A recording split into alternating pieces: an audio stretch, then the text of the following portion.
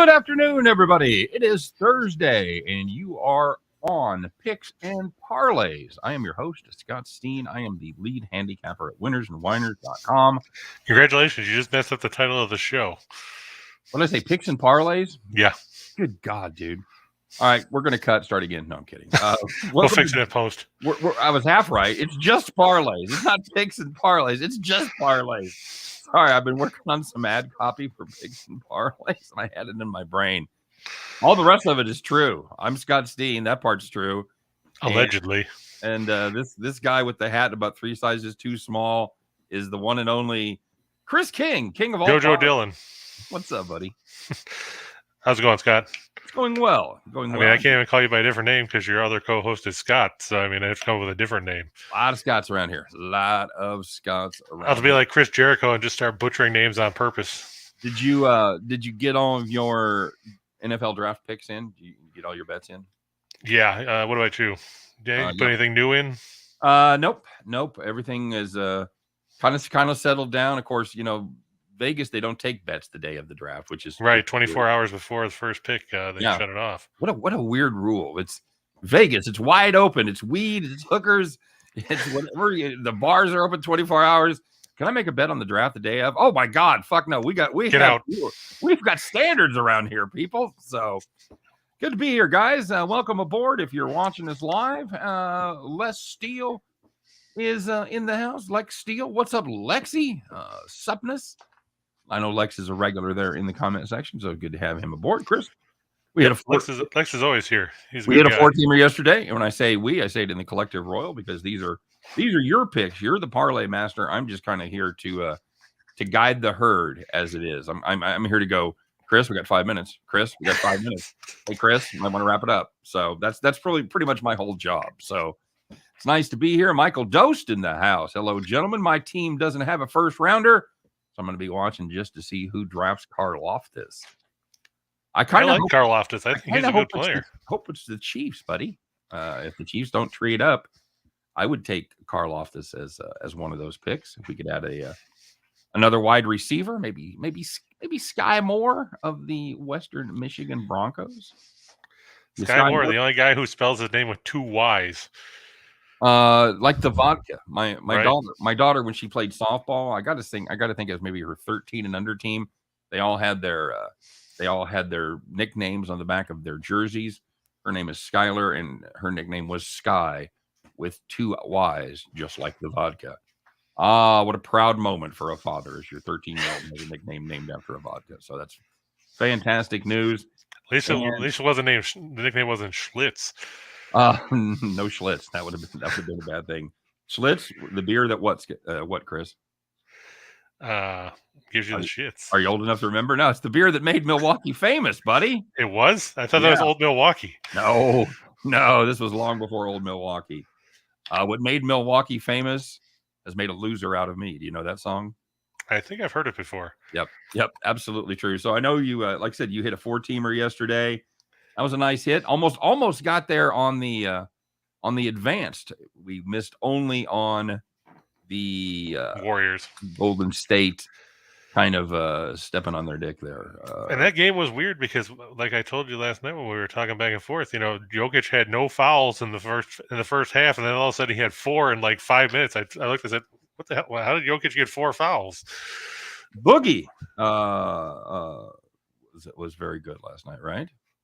I mean, he had some good performance, good play. Hit that 3 at the end of the third quarter that gave Denver that 8-point lead, and then they just went cold. I don't know what happened. They left Jokic on the bench until about 6 minutes were left because he had 5 fouls by then. Yeah, he picked up that one early in the fourth quarter. They put him back in for the fourth quarter, and Curry drove. And yeah, what a terrible way to pick up your 5th foul. I'm not even sure that was legit. No, there were some bad calls. I thought Scott Foster was reffing the game until I looked and saw that he wasn't there. He was actually in Milwaukee. Bad, not bad, not good at all, my friend. Michael Doe said it could be worse. Cinnamon, she could be named for stripping. Keep them off the pole. That's your job when you raise daughters, Chris. That's true. Keep them from getting pregnant before they turn 18, and you keep them off the pole. After that, I'm out. I'm out. Well, I'm sure you polished plenty of weapons on the front porch there. When I did. came to date your daughters. Yeah, they. I'll tell you what. My daughters are very strong personalities, and it was one of those things where I really didn't have to worry much about things going sideways because I had full confidence in each and every one of them just to beat the shit out of the guy. So there's that. So there's that, and that's I give my wife full credit for that because my wife is a tough lady as well. Takes no shit from anyone, as you might suspect. You might suspect, Scott or Chris, that I'm not going to be married to a wallflower that's just going to roll over and take a bunch of shit. So that's true. All right, my friend. Well, we've got the draft today. We do have other action as well. And speaking of, did you get in on any of the early baseball games? Since there's already 7 of them that started, and 2 more that start in the course of this show. No, I was gonna make a joke that I probably will when I do the show later with Scott. That we will spend the whole time with Scott going, that game's already started.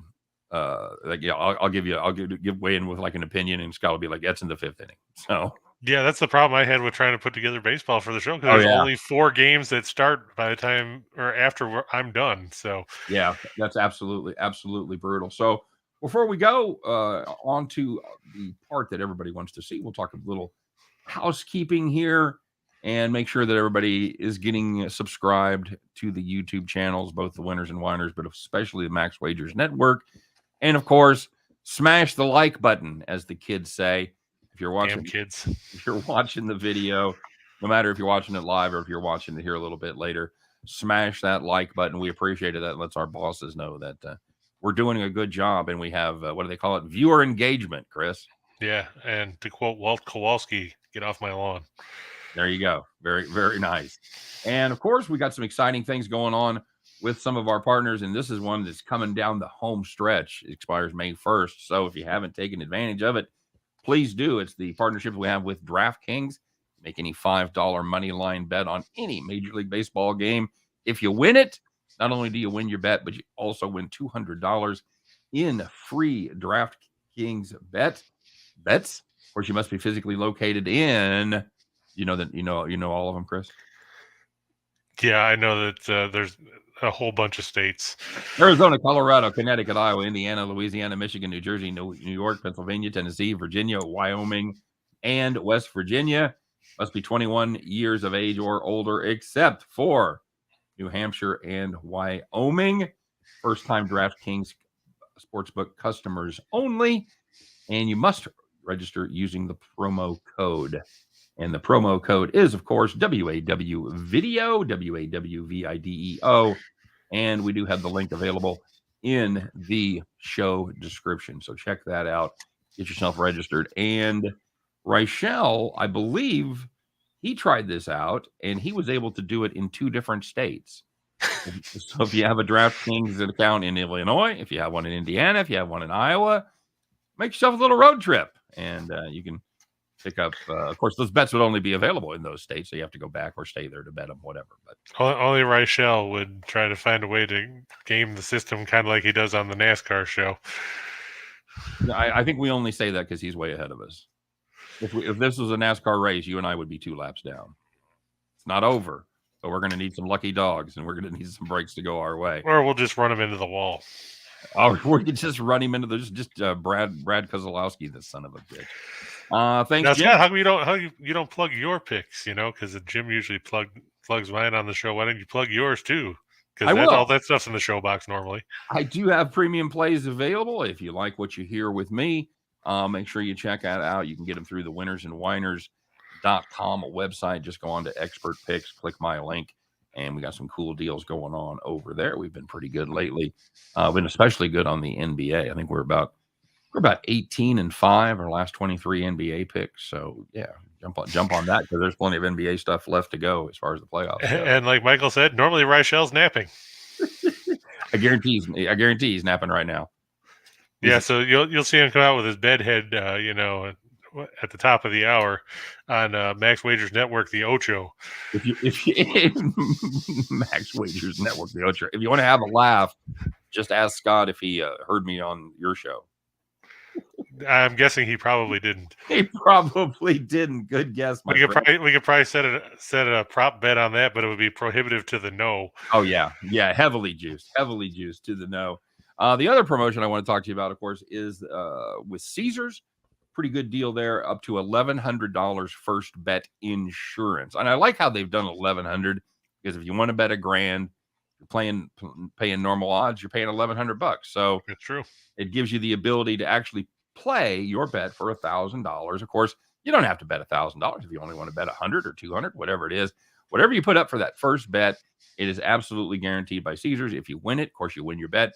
If you lose it, you'll be reimbursed completely by the good folks over there at Caesars. And of course, there is a code for that, and that is ATS wins CZR, ATSWINS and the link is in the show description as well. So, very good, Chris. Let's do some business, man. We've plugged, we've welcomed, we've extolled, we've begged. I'm running out of verbs, so let's get to it, buddy. What do you got cooked up for today, my friend? Well, I guess we'll start on the diamond with one of the games that starts right after we go off the air. Right when you come out with that other guy, Rip Van Winkle or whatever his name is. It's the Blue Jays and the Red Sox coming in from the Rogers Center. Boston 7-11. They're 4-7 on the road. Toronto 12-6. They still lead the American League East even after losing yesterday, where Ross Stripling and the Blue Jays were hammered. Gonna be a good pitching matchup today. It's got Garrett Whitlock 1-0 with a save. Shows you how he's getting more innings now. A 1.66 ERA, a 0.512 WHIP, 2 walks and 18 strikeouts and 13 2/3 against Alek Manoah, who I watched him pitch for the Bisons in AAA. He's 3-0 with an ERA of 2, with a WHIP of 1, 6 walks and 18 strikeouts and 18 innings. So a good pitching matchup. Whitlock turned in a pretty solid start in his first start of the year, which came against the Rays on Sunday in that game where Boston got no hit for 9 innings and then lost on a walk-off homer in the bottom of the 10th. The Red Sox 18th in runs per game at 379. They're a little better on the road. The Blue Jays average 4.16 runs a game, but they average over 5 at home. They're 4-0 in their last 4 against the AL East. They're 12-2 in their last 14 as a favorite. 6-1 in their last 7 against a right-handed starter. Boston just 1-5 in their last 6 against teams with a winning record. 1-6 in their last 7 against a right-handed starter, and 1-7 in their last 8 on the road against a right-handed starter. Now, I know everybody likes Boston for reasons unbeknownst to me. I know they've got some good hitters in the lineup. Is it the easy navigable streets and the grid system they have set up? Is that the reason? Sure, why not?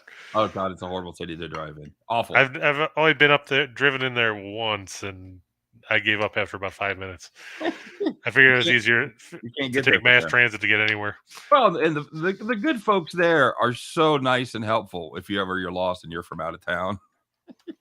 Unless you're the other place you're some kind of retard. Yeah, they want to point you to is Dunkin' Donuts. Yeah, fucking moron. God damn it. You just go up by the Dunkin' there and you take a left. You can't miss it. Jesus. Get the fuck out of here. That's my boss. Thank you very much. Oh, and Michael said it was probably the great tea parties they have there. Nice. Good historical reference. Speaking of Throwback Thursday, good Lord. So do you have any thoughts on this one, Scott? I do. I'm always interested when a guy that is kind of a multi-tooled weapon. You use him as out of the bullpen. You use him as a starter. I'm kind of curious to see how he ends up doing. He has made 4 relief appearances and 1 start. He made his start last time against Tampa Bay, and especially when they have high strikeout numbers, because when you come in out of the pen, Chris, obviously you're a max effort. You can go in there and you throw a couple of innings. He's kind of a mid-long guy. So he's, going in there for a couple innings and you can just let it fly. So I'm always curious to see how those guys transition into making starts. And so far it's been really good for young Master Whitlock. He's gone, like I said, 4 innings, gave up just 1 hit, 7 Ks in that start. So I'm I don't know that I'm completely on board with your pick here, Mr. Parlay. I'm not sure that Mr. Whitlock can get it done. I would certainly think that if they are going to beat the Red Sox, they're going to do it late, based on what he's done so far this season. But here's the thing, Scott. They're facing Whitlock. Manoah is the pitcher for Toronto. And you're on Toronto, right? Yes. Okay, that's what I'm saying. But that's what I mean. Whitlock might only go 4. That's right. That's what I'm saying. If you're going to get the Red Sox, I think you're probably going to get them late. I would stay away from any kind of a first 5 really. Play. Right, exactly. Chris, real quick, how's that Boston bullpen been? Because I know there were some questions coming into the season. How have they been lately? They didn't look very well or very good in this series. I mean, we saw them blow a lead the other night where they're up 5-2 in the 9th and ended up losing 6-5 and 10. Matt Barnes seems like he's lost something on his fastball, which is something we've talked about with a lot of pitchers in the early going. You look at the bullpen outside of Whitlock, who was the closer, and now he's not because they put him in the rotation right now. Right. You're looking at Austin Davis, Matt Stram, another guy you're familiar with. I am indeed. 368 earned run average. He's 1-1. Dykman has an ERA of 6. Another guy I'm familiar with. Ryan Brazier, 3.6. Cutter Crawford. I'll take cast-off left-handers from Kansas City for 500, Alex. Yeah.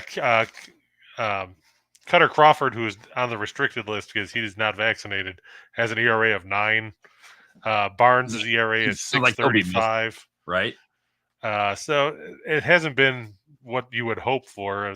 I mean, you look at the rotation, they've got some good guys there, but the good news is, if you want to back Boston in this one, the Toronto pen has been awful at home. Just absolutely dreadful. 5.22 ERA, 1.26 whip. And they are not doing the job in the Rogers Center that they do in the lower 48, Chris. So, yeah, unless it's Jordan Romano, he pitches pretty well.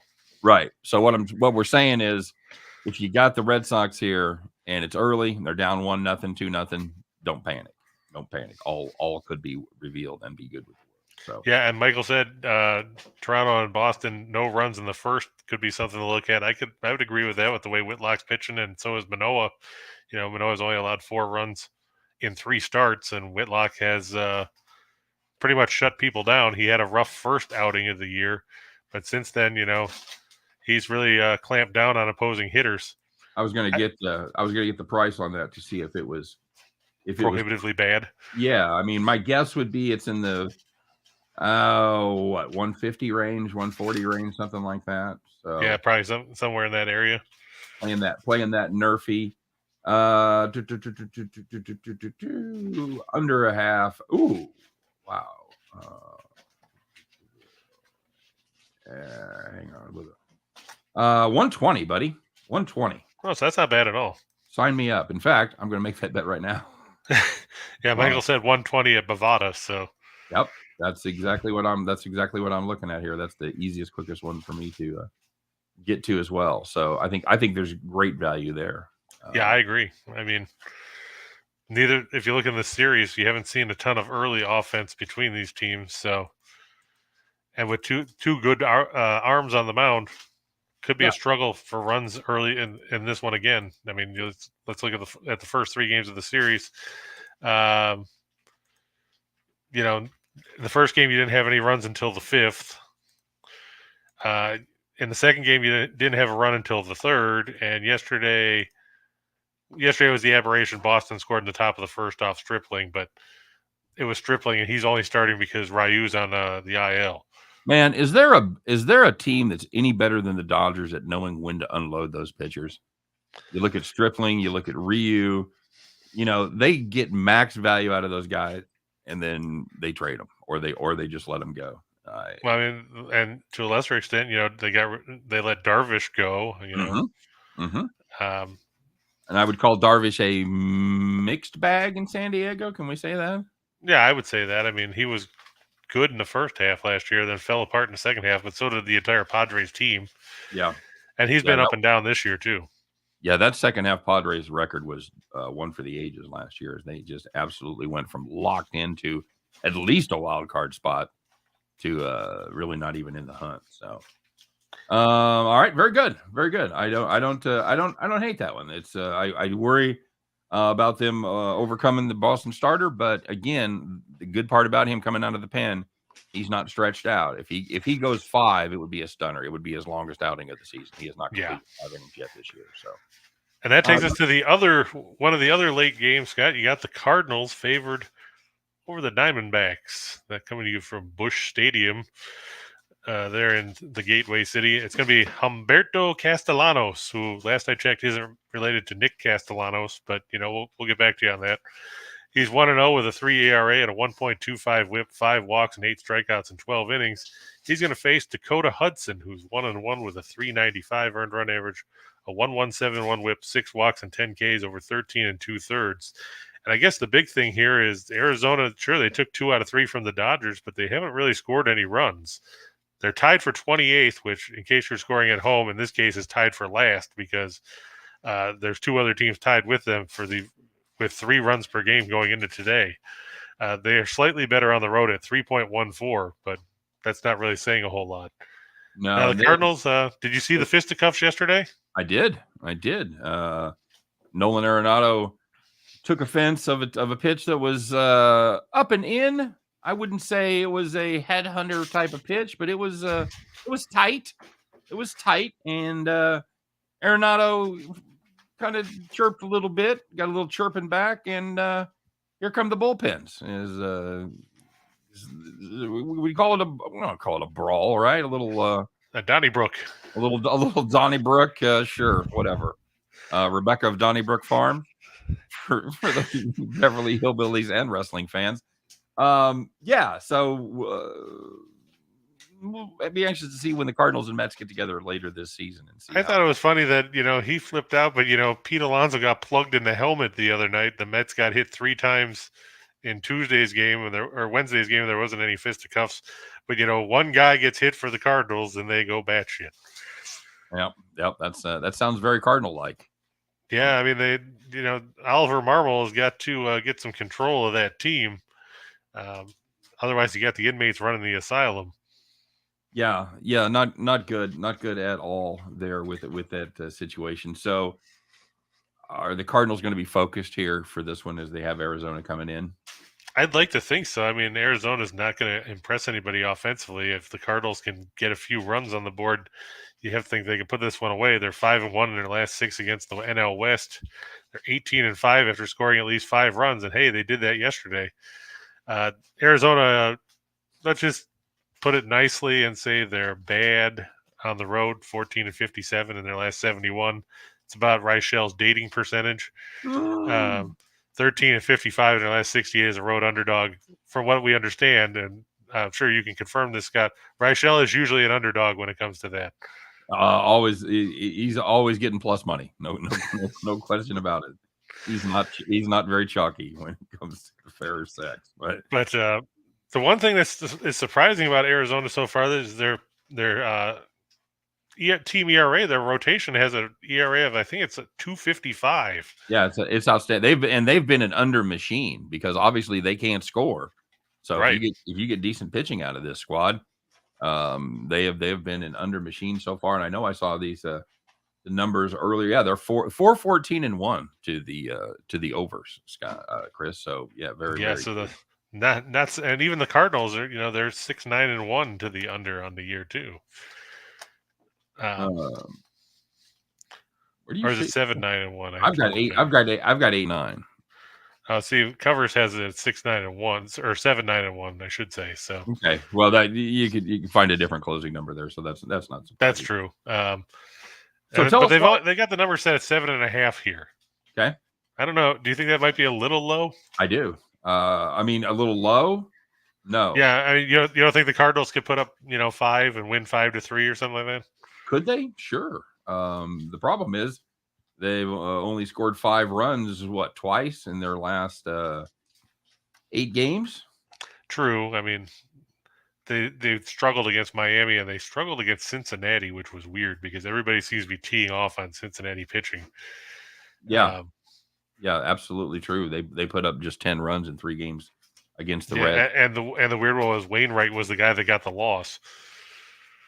Of course, that was we had him in that play. I had that play. So did you?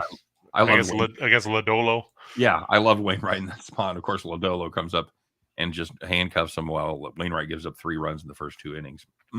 Perfect. So you think it's gonna end up under the 7.5? Then you think it's gonna be like 4-2? Yeah, I think 4-1-3 run is a very good possibility here for the Cardinals. But I do like your Cardinals side, just like as you touched on, because this Arizona team can't hit, man. They just can't put up any runs. I'm sure it's very frustrating for that very good pitching staff. And you touched on it briefly, the bullpen, they have not been fantastic. So the starters have been going a decent amount. The overall bullpen 4.13 with a 1.36 whip, being even worse on the road, 5.76 ERA and a 1.44 whip. So again, another game where if you're down 1-0, 2-0 early, don't sweat it, because once the pitcher gets out of there, the mice would play. Sly said that we're mean to Reichel. We are. You know why? Because he deserves it. He's, you know what? He's a good kid, and I know anybody that watches me and him regularly know that I praise him immensely. He's a talent. He is one of the best young handicappers I've run across in my life. His knowledge and his memory of events and players and situational stuff, I think it's second to none, and it would be. Except it's second to me. I was going to say, if there's anybody that gives them a run, it would be you. I would be interested to see you guys play some sort of trivia with stuff, because he even has a pretty good working knowledge of stuff from the 60s and 70s, things that he wasn't around for. So no, we kid because we love. I've had a lot of fun with Reichel, and I can tell you this: if he were here, I'd be roasting him just the same. So exactly. And if you don't believe us, just watch the NASCAR show on Fridays. Watch the NASCAR show, exactly. Which, by the way, we'll be doing our NASCAR show tomorrow, but we will not be doing it live because we have Sean Miller over there doing the soccer thing between us and Game Time Decision with Nick, Tim, and Lenny. So we'll be recording the NASCAR show and then putting it up early Saturday morning. So it'll be live on tape. It'll be live on tape before a studio audience. So tell me why you think the Cardinals can get it done here, bud. Well, I mean, like we said, Arizona, they can't hit. Their pitching's going to have to hold them. I see Michael said, Hudson's FIP ERA is over 5, while Humberto's is in the threes. But I mean, I don't have faith in Castellanos. I mean, he doesn't have a big track record to lean on. And I mean, Arizona's team batting average right now, do you know what it is, Scott? I don't have it in front of me. I'm going to go with 209. $178. Woo! I was worried I might be low.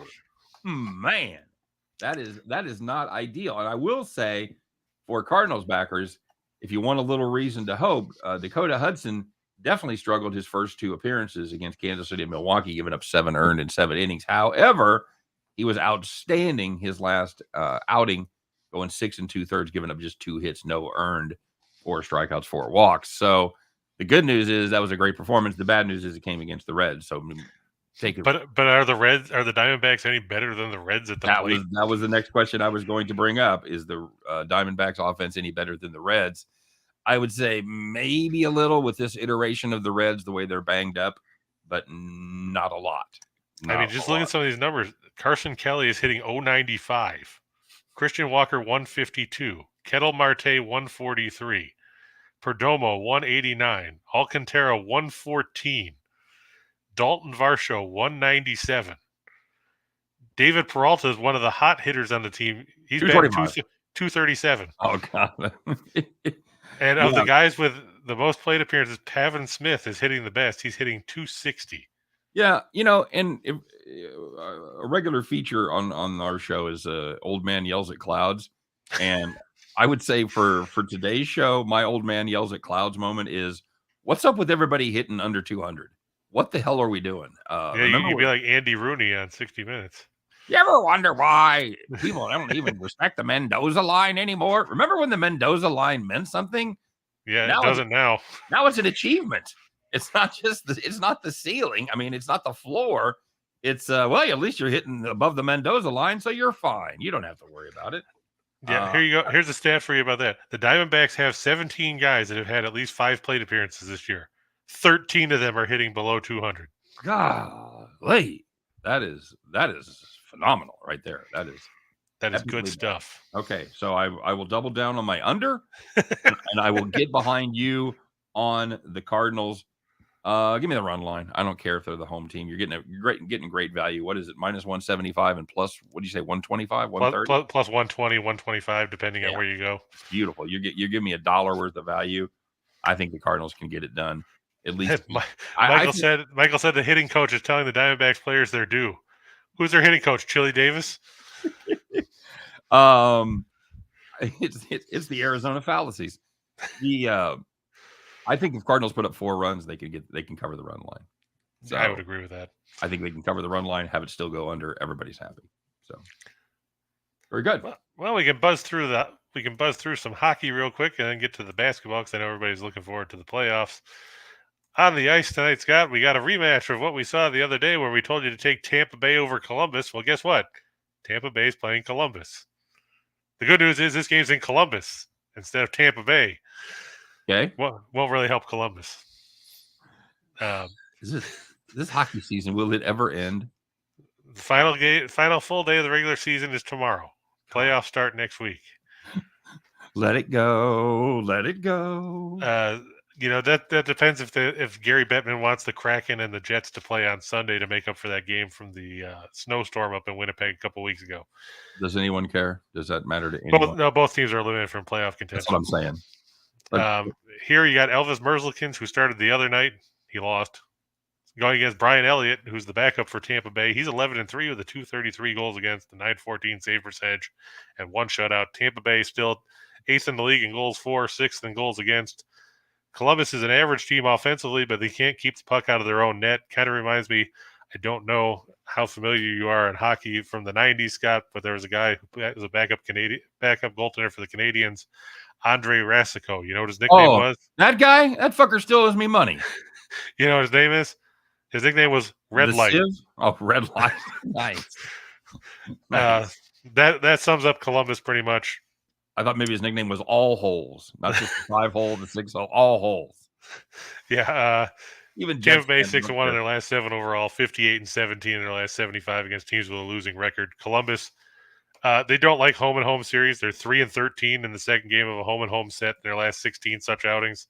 They're 1-5 in their last 6 overall. They've lost the last 5 meetings to Tampa Bay.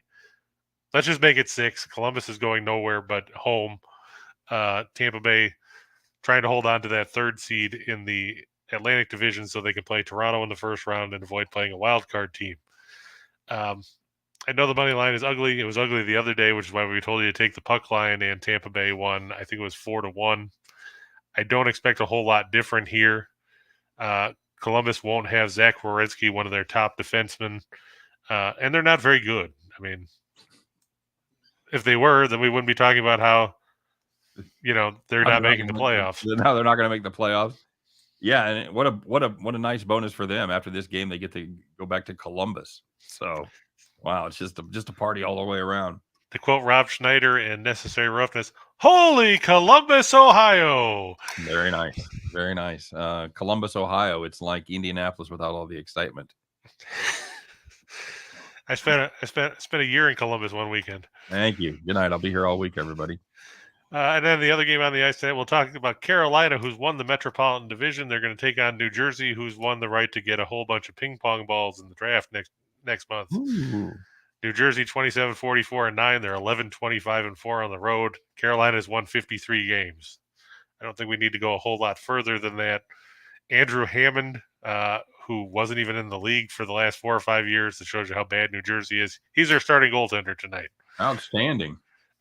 Antti Ranta filling in for Frederick Anderson. He's going to start for the Hurricanes. He's 14-5-3 with a 243 goals against, 913 save percentage, and 2 shutouts. The Devils 19th in goals for. They're just as bad as Columbus when it comes to keeping the puck out of the net. 29th with 3.64. The Hurricanes 9th in goals for at 335. They're first in goals against at 243. And what's that? What they say about that, Scott? If you want to win, you should outscore your opponent. Got it. Normally, when you're first in goals against, you have a pretty good shot. Yeah, that certainly gives you a leg up on most competition, I would think, right there. I also like the over in that game, by the way. I know it's 6.5, but You talked about this New Jersey team.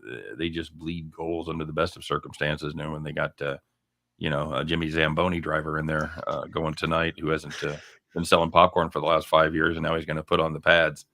No, give me. Yeah, that's why Sly said they should start the Zamboni driver. No kidding. Maybe just park the Zamboni in front of the goal. I don't know what the. I'm assuming the team total over there. You're not going to get that at 3.5. Probably going to be 4.5, right? Let's see. You got that handy in front of you? I can pull it up here in just a second. Let's see. Get this to pull up. Team total. Is that the only kind of pull up you can do? Can you do an actual pull up? Yeah, I used to have to do them all the time. Over in the service, in the chair force? Yeah, I mean, I still do it. Not the Air Force. The Air Force, the chair force? Are you insulting people now? That you're in the chair force. No. Where were you in? The Marine Corps. Oh, were you really? Yeah. Oh, so was my brother. Where were you deployed? Iraq and Afghanistan. Oh man, there was some bad stuff going on. Hopefully you weren't there when the war was going on, because that was nasty. Part of it. Were you there like the first Gulf War, 91? No. I was in it after 9/11. Were you really? I joined up in 97, so I was in from 97 to 05. What are you, like 45? Jesus. Yes, I am. No, then. Oh, no, that's what I am now. Oh, really? Okay. All right, very good.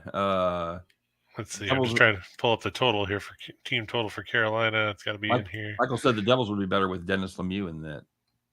The Devils will be better with. I bet that's funny for a lot of people. The ghost of Martin Brodeur. I'd rather have Kirk McLean. If you take the team total over 3.5, is at -155 for Carolina. At 4, it's +110. Okay, give me 4. I'll take a I'll take the danger on the push for the plus money. I don't blame you. At 4.5, it's +160. Andrew says thank you for your service. Sure. Sure. Lex said he almost enlisted for the Space Force. I don't know if that's real or not. I don't know if he's telling the truth or not. Would you re-up and go to Space Force, Chris? No, I think I've done enough damage to the world. Probably a lot less ground, a lot less infantry in the Space Force, I would think. Where were you in? I was actually did communications. Oh, okay, all right, very good. Signal corps and all that stuff. I left. You still walk around with weapons and stuff, but sure. No, I'm kidding. Oh yeah, Lex, I thought you were talking about the actual Space Force. No, I've seen the show on Netflix with Steve Carell. Yes, it's actually pretty funny. Jim says, "You want Chris on that wall? You need him on that wall." I want the truth, Chris. Can I handle the truth? Probably not. Yeah, fair enough. That sounds about right. I mean, you can't handle the truth by that toupee on your head. So shut the fuck up. This is the guy that wears the undersized bill cap. What do you just watch that every day? How do you? No, it's because of the headset. Oh, is that? Oh, you got your. You see, I struggled with that when I was putting the farm hat on the first couple of days, and I just threw the headset on, and I could barely hear it coming out of the headset. But but the hat looks terrific, so that's what counts. Lex couldn't unless with his cape on. Very nice. Yeah, I will. In all seriousness, I do thank you for your service, because I know the Marine Corps is about no bullshit. So congratulations on joining up there and being nutty enough. Were you? All right, and we'll go back and talk about the games. I want to ask you one question. At the end of the day, when it was all over, were you glad you did it? Would you do it again, or did you become disillusioned as you were over there? No, I would do it again. I okay. mean, because the mentality is, if you don't do it, who else is going to? Well, I guess the other question is, did we need to? Well, I mean, that's as we like to say, that's above my pay grade. Fair enough. Okay. All right. Very good. Hey, got any NBA for us? Yes. Okay, let's do it. Now, we've talked about this series ad nauseum. We talked about it the other day with the 76ers and the Raptors. Of course, everybody was happy when Philadelphia was ahead 3-0. Now it's 3-2. 11-game series, isn't it? It's the best of 17. Right. Doc Rivers, all of a sudden he's snapping at the media, A little defensive about talking about Doc's record, huh? Yeah, and they're coming. It seems they're coming unglued. They haven't been the same since Embiid injured his thumb. He's only averaging 20 points a game since. He's 0 for 5 from 3. James Harden looks confused. He looks hurt. Let's be yeah, real. he looked gassed for long stretches of that game the other day. And the common strategy is, you talk about how no team's ever come back from a 3-0 deficit, and basically Philadelphia right now is sitting there saying, "Hold my beer." You look here, Fred VanVleet's doubtful again. Thaddeus Young is available for the Raptors. They're not going to change their system. They're going to keep rolling out all 17 of those guys that are 6'7" to 6'9" and make life difficult for Harden and the shooters. They won't have Thibault. Philadelphia's offense has gone downhill, and Toronto plays pretty well at home. I mean, if you look there, 76ers have failed to cover in the last 4 meetings, period. They're 5-15 against the spread in the last 20 meetings in Toronto. They're 1-5 in their last 6 on 2 days of rest. They're 1-5 in their last 6 as a road favorite. As much as I thought that Toronto was dead in the water at 3-0, I think we're going to see Game 7 here. Yeah, I agree, because this is a Philadelphia team that really needed to step up in their last game there at home, and they did not acquit themselves well, putting up just 88 points, losing by 15 to Toronto at home.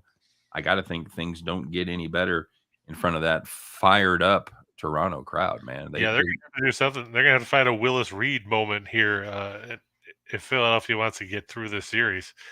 Who's Willis Reed? You talking about Embiid? He's going to have to do something along those lines. Yeah, they're going to have that kind of or the Jordan flu game or something all over again. You think Embiid thinks he just can't catch a break because last year he had the torn meniscus that he had to deal with the entire postseason. This year, it was relatively healthy for Embiid entering the postseason, and now he's got torn ligaments in the thumb, right? Yeah, shooting thumb, right thumb. Yeah, I'm not mistaken. Yeah, that can't help. That can't help. So it's weird. You think of Embiid as injury prone, unquote unquote. He came out of college after sitting out his entire last year with a back injury. And he's had a variety of injuries. He's fought some back problems, but he's had, like I said, he's had some leg problems, he had some shoulder problems. Now he's got the thumb problem. Some guys I think are just snake bit, man. I don't. Yeah, ask Sam Bowie. Yeah, right. Exactly. You want to make the case that Embiid isn't in shape? No, of course, that's bullshit. These guys are in tip-top physical condition. They're at a great age. They should be the healthiest they're ever going to be, and yet it just shows you how difficult it is to play any kind of a professional sport, but especially I would call the NBA basketball not quite a full contact sport, but I would call that a contact sport when they're playing at that level. Yeah, and to your point, he's never played more than 68 games in a regular season in the NBA, and that was this year. Yep. So absolutely. You have to wonder, can he hold up? Oh yeah, no, there's no question about it. No question about it. You got to, anytime you talk about signing him to a deal or bringing him on your team or re-signing, whatever, you have to factor that in there, that he's going to miss. Well, what'd you say? He played 64, so he's not even playing. That's 80%. He's missing 20% of the games. Yeah. So, now, to that point, would you take Embiid or Anthony Davis? Because that's a similar boat. I'd take Embiid. He's going to be younger, right? Yeah, that's true. Because Embiid's 28, Davis is 29. So Anthony Davis just dreams about playing 60 games some year. That's a pipe dream for AD. So yeah, he's played in the last 4 years 56, 62, 36, and 40 in the case of Davis. Before that, he had back-to-back years of 75 games. Yep. That was an eternity ago. Nathan Cerna said he should have been on the Orioles' first 2 runs and Twins' first 2 runs. They've already both hit. Damn it. Welcome to the Lamentations Hour. San Diego's up 5-2, and I thought that Tyler Mahle would have pitched better. That's what you get for thinking that, hey, the Reds are throwing their best pitcher. Just kind of shows you how low that bar is.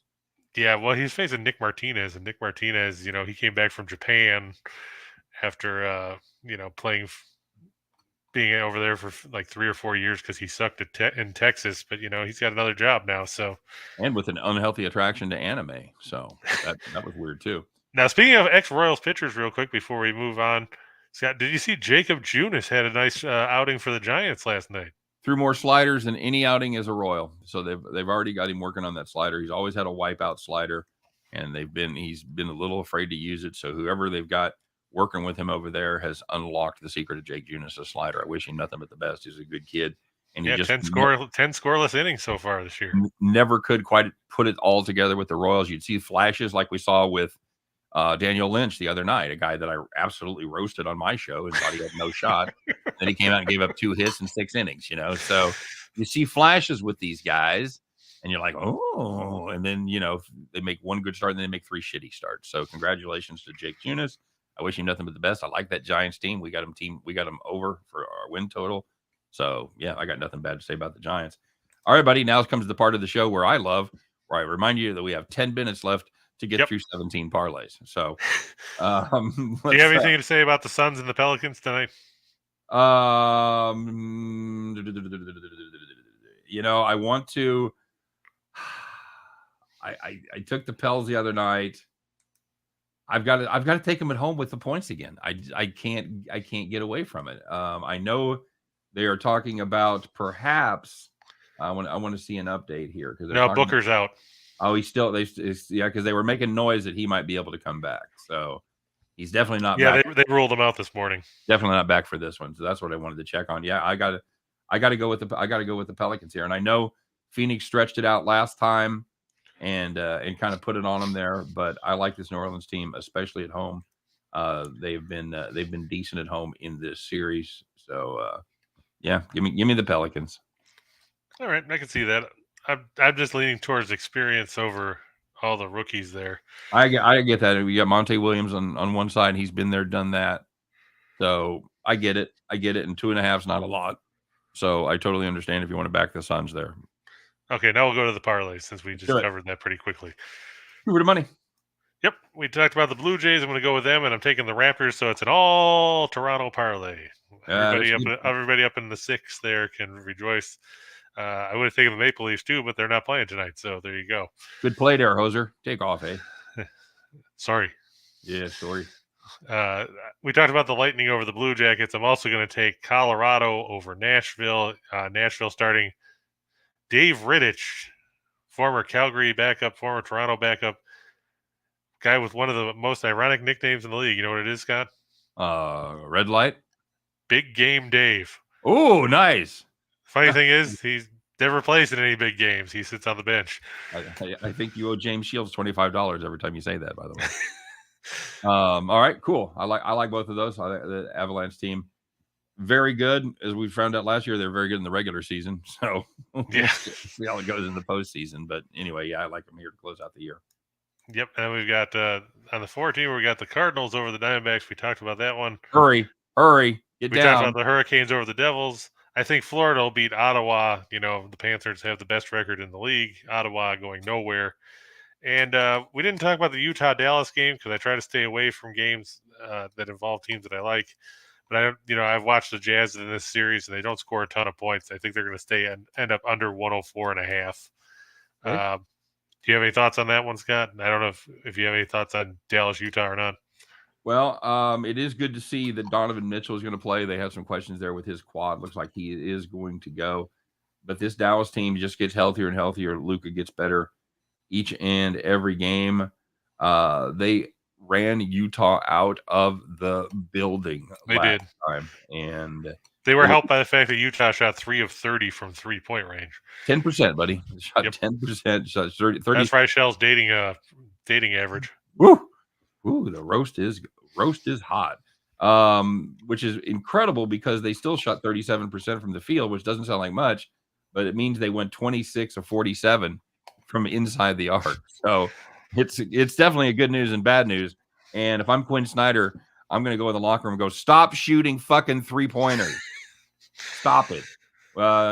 Even Donovan Mitchell, okay, you can shoot, but you got to make one. Yeah, but I mean, he struggled in that game too. He was 4 of 15 from the floor, finished with 9 points. I just don't see them scoring a ton here. Nope, because nobody scored much in that series. Period. I think they go over 77, but with the exception of game 2 when they broke out for 244, this has been pretty much a low-scoring series indeed. So yeah, as you expected with Dallas, because Dallas played good defense and they were an under team all season long. So that's true. Yep, absolutely. All right, I like it. And now we'll do the shot in the dark, also known as Jim Williams would call you the Chinese menu.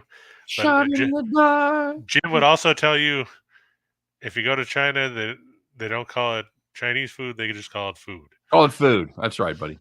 I'm looking for Jose Ramirez to go over 1.5 total bases tonight for the Guardians.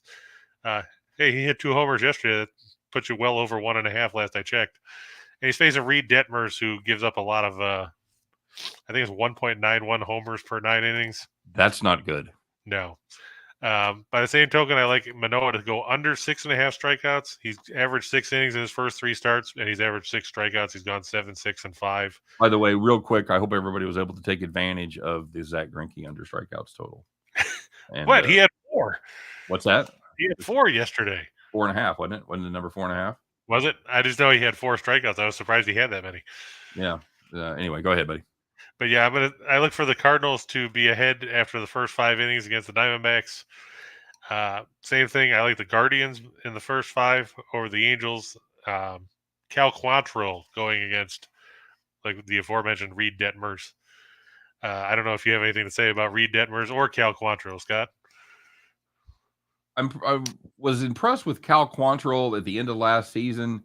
I kind of expected him to take that next step, and he really hasn't performed as well as I thought. Is that putting it generously? Well, some of that I think you have to blame on bad fielding, and and he's got to win. I mean, he's 1-0. He does. And his whip is a 118, which is fine. It's a little. He's walked a lot of guys though.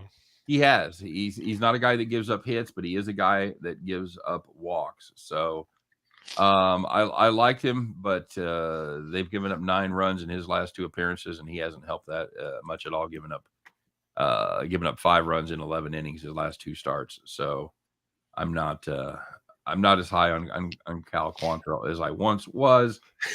Consequently, I think that's a decent play there, buddy. All right, and then we got I'm looking for the Suns and Pelicans to stay under 214. I don't think that this is going to be an offensive bonanza. We're not talking about Memphis and Minnesota here. Same token, we've seen 4 straight games between the Raptors and 76ers stay under the number. I think this is going to stay under 210.5. Same token, I think Utah and Dallas, like we said, they don't score a ton of points in this series. We saw it again the other night. I think this one's going to stay under 210.5. On the ice, Calgary, I'm going to take them over Minnesota. The Wild, they don't have anything to play for. They're ready for the playoffs. So is Calgary. I just think the Flames, Markstrom is better than Cam Talbot in net. I take the Kings, took them last night. They beat Seattle, a team that was going nowhere.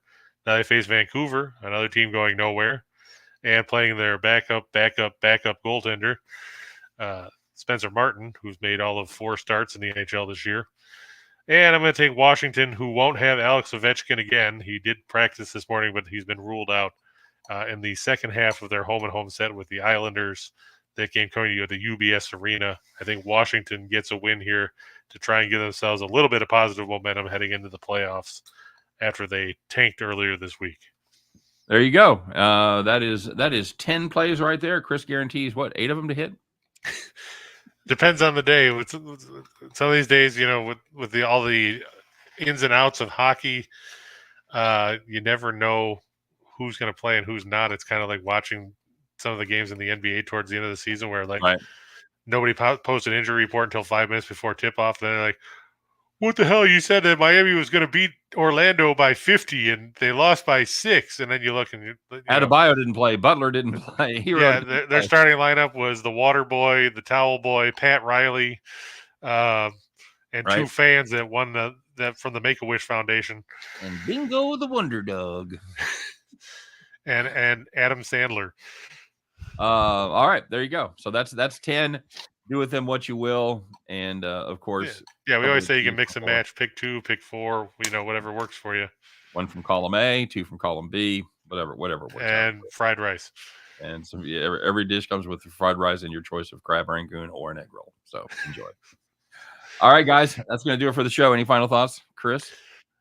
No, I think we got everything pretty much covered. The weird part about today, like we said, was there were so many games that started early that took away options. Like I would have liked to have gone with Houston over Texas with Verlander pitching, or Milwaukee over Pittsburgh.